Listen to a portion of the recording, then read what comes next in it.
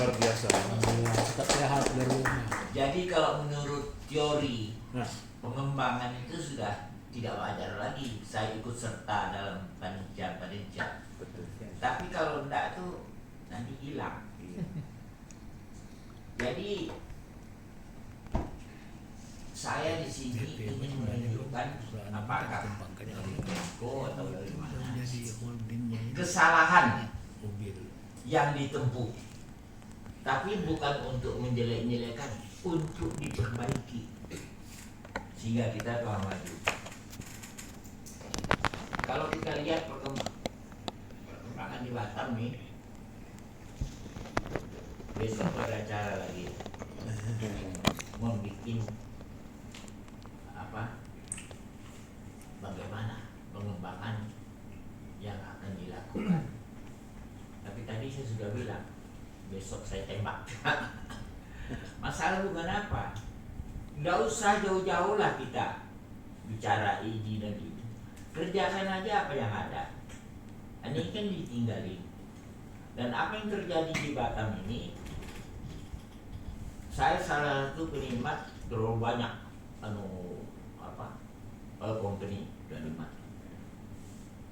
timbul muka kuning, dilupakan, lari lagi itu company dari Batam ke Balikpapan. Nah kayak gini-ginian inilah yang harus diperhatikan. Oh gitu ya. Sekarang kalau ditanya Dia. apa maksud dan tujuan Batam dibangun, Gitu ya. salah satu yang tidak pernah terlupakan itu yaitu transshipment. Ya. Tapi di situ transshipment ini tidak digubris. Para wisata aja, saya tidak anti dengan para wisata. Tapi bok yang pertama itu jangan dilupakan, pakai diolah. Macam tadi, BUMD ingin mendapatkan suatu kesempatan. Di dalam transshipment itu banyak Pak, kalau itu terlaksana. Nah transshipment itu bukan ide saya, itu ide Parto. Jadi secara historical, dulu itu pipa-pipa Pertamina disimpan di Singapura, baru uang sewanya yang ditagihkan ke Pertamina. Disitulah terjadi markup oleh all company keuntungan, kebaca sama almarhum Ibnu Mustowo. Tapi Pak Ibnu itu masih seperti jualnya sudah yang akan datang. Kalau tidak disimpan di Indonesia, saya tidak akan bayar. Itulah yang dinamakan recovery cost, dan itulah asal muasal dipilihnya Batam. Saya masuk ke Batam tahun 71 penduduk masih 9.000 Pak, seluruh Batam. Sekarang berapa tuh? 1,9, hampir 2. Nah jadi situ begitu banyak perkembangan, cuman tidak diarahkan dengan betul. Jadi kalau saya, alangkah baiknya pertemuan ini digerakkan bagaimana apa yang sudah dicanangkan itu dikerjakan seperti transshipment. Kita tidak tahu di dalam transshipment itulah banyak celah-celah kesempatan.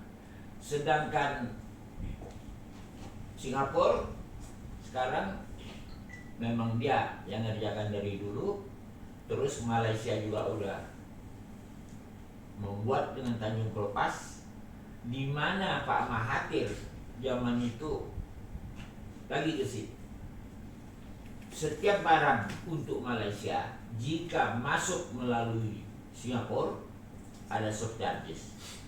Jadi kalau tarifnya X tambah X, itu denda. Apa dia pakai Singapura? Nah, ini kaitannya ke nasionalisme Pak. Tapi kalau orang langsung di Tanjung Pelepas, kalau tadi tarifnya X, dikasih diskon, jadi X minus berapa gitu. Nah ini yang kita melihat dan ini tidak ada. Tapi banyak kesempatan itu. Cuman sadar enggak petinggi-petinggi ini bahwa Indonesia ini jadi rebutan antara Singapura dengan Malaysia. Apalagi kalau terjadi terusan kerak. Selat Malaka itu tak ada gunanya kecuali barang untuk Indonesia. Jadi rebutan kita. Nah, saya lebih menganggap Pak Harto itu lebih jeli. Dari kita diperlukan orang, mengapa kita tidak bikin sendiri? Apa yang dikatakan Pak Rudi betul, dengan jalan investor termasuk. Tapi kalau menurut saya itu belum menarik orang, Pak. Mau menarik orang, pelajari karakteristik daripada pengusaha. Selalu mencari barang-barang yang murah. Nah, cuman kita tuntun dengan Sri Mulyani nanti. Tapi kalau bicara nasionalisme dia mesti ngalah. Pokoknya setiap barang yang masuk ke Indonesia melalui Batam atau barang ekspor keluar dari melalui Batam didiskon 25% katakanlah, itu tergantung yang masuk. Saya yakin itu si pengusaha akan memilih sini karena karakteristik dari usaha itu selalu mencari biaya yang murah dan memperbesar keuntungannya. Nah, ini yang belum kelihatan.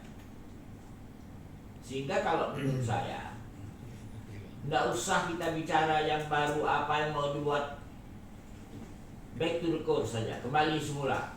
Apa tujuan Batam itu dulu, dan perbaiki apa yang tidak baik di gaya kepemimpinan. Mestinya kan kalau pemimpinan itu apa?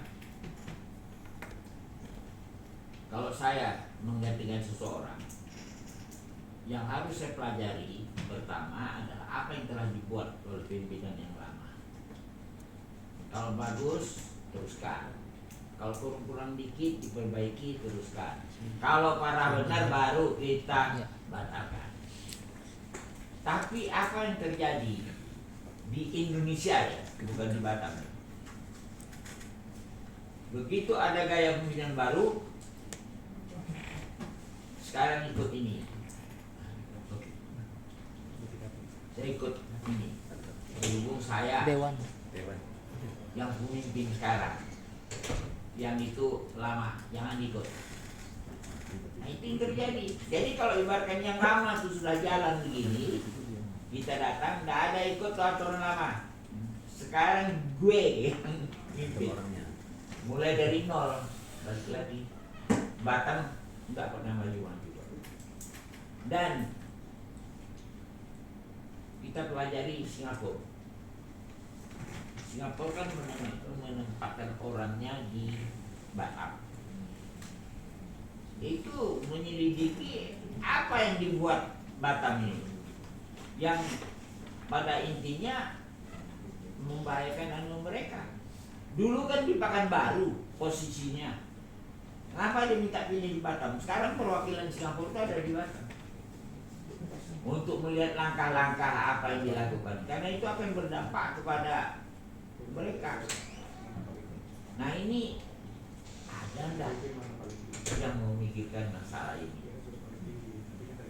Nah, yang pintar itu Malaysia. Pertama waktu kita Evergreen mau mengundurkan diri zamannya Pak Habibie, terus dibilangin, apa kau mau pindah? Ini mahal-mahal, diturunin. Tidak jadi Evergreen. Global setelah itu juga batal. Nah, itu semua usaha dari mereka. Nah, habis itu yang pintar Malaysia. Begitu Tanjung Pelepas mau diaktifkan, Maersk Line itu pamitan mau jadikan base-nya di Tanjung Pelepas. Tapi terus PSI bawa model biasa, mahal ya, nanti aku turunin, kata PSI. Dijawab oleh Maersk Line, tidak bayar pun sekali, aku harus pindah ke Malaysia karena 30% saham Tanjung Pelepas itu pemiliknya adalah Maersk Line. Nah ini jadi saya melihat apa, kalau tidak ada sih tidak mungkin lah, penduduk kita kan lebih banyak, cuman tidak diberi kesempatan keluar aja. Dikasih diskon itu Pak Mahathir, mengapa kita tidak bisa bikin gitu biar orang datang sini? Disitulah banyak nanti kesempatan BUMD ini akan masuk. Nah, ini saya perhatikan. Jadi kalau bisa boleh anukan ke pariwisata atau apa, tapi yang asalnya jangan dilupakan, tetap dijalankan. Apalagi dengan istilah geopolitik, mereka tuh selalu berusaha menghalang-halangi itu jangan terjadi. Dan kalau misalnya terusan kerak di selatan Thailand terjadi, tidak ada barang akan transshipment lagi kecuali barang-barang untuk Indonesia. Jadi kalau menurut saya besok kan ada acara Kadin datang, mau mengumpulkan apa rencana kita karena tahun 2022 ini. Kalau saya nggak usah bikin rencana deh, kembali ke asal aja. Apa yang dikerjakan? Nah, itu. Jadi kita ini selalu berubah, Pak. Jadi inconsistent. Saya kira begitu saja, karena ini yang paling penting. Yang kecil-kecil bisa ditanyain kalau Tuhan. Assalamualaikum warahmatullahi wabarakatuh.